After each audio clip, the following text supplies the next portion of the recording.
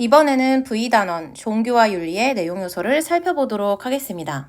자, 종교는 인간의 삶에서 빼놓을 수 없는 아주 중요한 요소 중에 하나인데요. 과연 종교와 윤리는 무엇이 같고 다를까요? 종교는 궁극적이고 초월적인 존재를 전제하고 그 초월적인 존재에 의해서 다양한 규범적인 명령들을 이행하는 것을 중시합니다. 종교적인 신념이나 교리에 근거해서 올바른 행위, 즉 이 궁극적인 존재, 초월적인 존재, 쉽게 말하면 신이 우리에게 부과한 의무를 수행하기 위한 어떠한 실천적인 방향이 우리한테 올바른 것인지 그러한 교리와 신념에 대한 이해를 바탕으로 이 규범적 행위를 해야 한다고 강조하죠. 자, 한편 윤리 또한 우리가 실생활에서 지켜야 할 다양한 규범들을 제시하는데 그것의 근거는 신이나 기타 종교적인 요소들이 아니라 인간의 이성과 양심, 감정에 기초하고 있다는 점에서 차이를 보이고 있습니다. 자, 그러나 이들은 모두 결국 인간의 도덕적인 삶을 강조한다는 측면에서 결국 종교와 종교 간에 또 종교와 윤리 사이에 소통의 가능성이 존재한다는 점을 알 수 있습니다.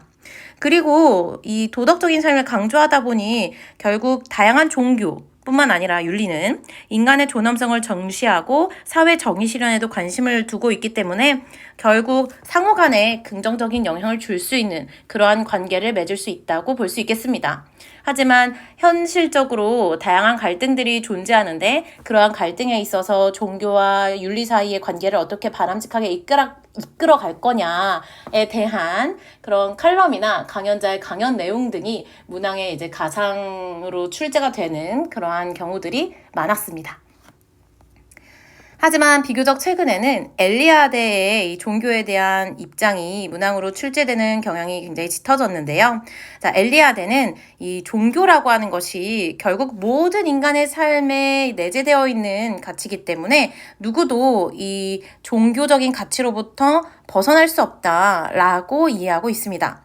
엘리아데는 성과 속의 개념을 제시하면서 성스러움, 즉 종교적 가치를 추구하는 삶의 범주와 세속적인 이 삶이 이루어지는 그 범주가 결국은 불가분의 관계를 이루고 있기 때문에 우리는 이 일상 속에서도 종교적 가치를 느낄 수 있어야 하고 심지어는 종교를 거부하는 인간조차도 각자의 이 삶의 과업의 단계에서 종교적인 의미를 부여하는 그러한 제의를 유지하고 있다라고 분석합니다.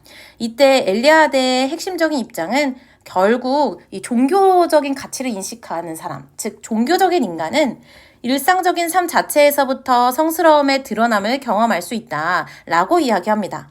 이때 엘리아데가 말하는 성스러움 그 자체는 사실은 신을 의미하는데요. 이 신이라고 하는 존재가 우리가 경험할 수 있는 세속의 그 자체는 아니지만 그러한 것을 통해서 자신의 성스러움을 드러낼 수 있다고 보았어요. 쉽게 말하면 이 일을 인식할 줄 아는 사람은 하다못해 그냥 돌이나 나무를 보더라도 이 신의 존재와 성스러움을 느낄 수 있다는 거죠.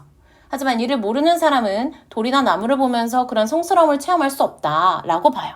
하지만 그럼에도 불구하고 의식하지도 않고 있지만 비종교적인 인간도 의식하고 있지는 않더라도 결혼이든 탄생이든 혹은 새로운 지위의 획득이나 사회적인 진출이 이루어질 때 종교적인 이 제의를 유지하고 있다는 점에서 결국 성과 속은 불가분의 관계를 이루고 있다라는 점을 강조합니다. 2022 대비 대학 수학 능력 시험에서도 엘리아데의 관점이 문항으로 출제되었는데요. 이 제시문을 단독으로 엘리아데의 입장을 주고 이에 대해서 우리가 얼마나 이해하고 있는지를 묻는 그러한 문항이 출제됩니다. 근데 사실 이 문항의 내용 요소로 다룰 수 있는 것들이 많지 않아서 우리가 난도 자체는 높다고 생각하지 않지만 여기서 사용되는 이 언어들과 표현들이 조금은 동양 윤리만큼이나 그 이상 어려운 측면이 있어서 수험생들이 굉장히 낯설게 느끼는 것 같아요. 그러므로 이 단원에서는 특히 엘리아데의 종교관을 다루었던 기출문항 등을 면밀히 살펴보고 그 사용되고 있는 표현이라든지 내용 요소들에 대한 학습을 충분히 이루어야 이 단원에서 새롭게 출제되는 문항에 있어서도 자신감 있게 풀어낼 수 있겠죠.